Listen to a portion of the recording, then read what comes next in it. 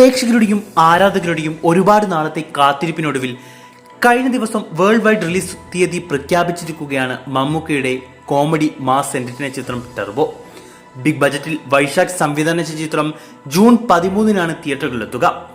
ക്വാളിറ്റിയിൽ ഒരു വിട്ടുവീഴ്ചയും വരുത്താത്ത മമ്മൂട്ടി കമ്പനിയുടെ ബാനറിൽ ഒരുക്കിയ ചിത്രം എന്ന നിലയിൽ പ്രഖ്യാപന നാൾ മുതലേ ഹൈപ്പുള്ള ചിത്രം മമ്മൂട്ടിയുടെ കരിയറിലെ ഏറ്റവും വലിയ റിലീസിനാണ് തയ്യാറെടുക്കുന്നത്.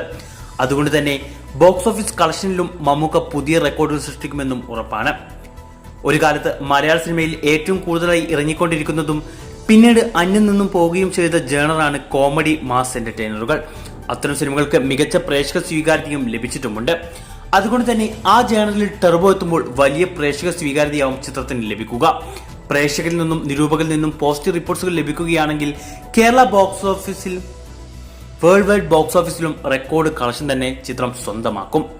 കോമഡിയോടൊപ്പം ഒരുപാട് വമ്പൻ ആക്ഷൻ സീക്വൻസുകളുമുള്ള ചിത്രത്തിന്റെ പുതിയ പോസ്റ്ററുകളും ടീസർ ട്രെയിലർ തുടങ്ങിയവയും വൈകാതെ ഒഫീഷ്യലായി പുറത്തുവിടും. കാത്തിരിക്കാം ടർബോ ജോസ് ആയിട്ടുള്ള മമ്മൂക്കയുടെ അഴിഞ്ഞാട്ടത്തിനായി. ടർബോയിൽ നിങ്ങൾക്കുള്ള പ്രതീക്ഷകൾ കമന്റ് ചെയ്യൂ.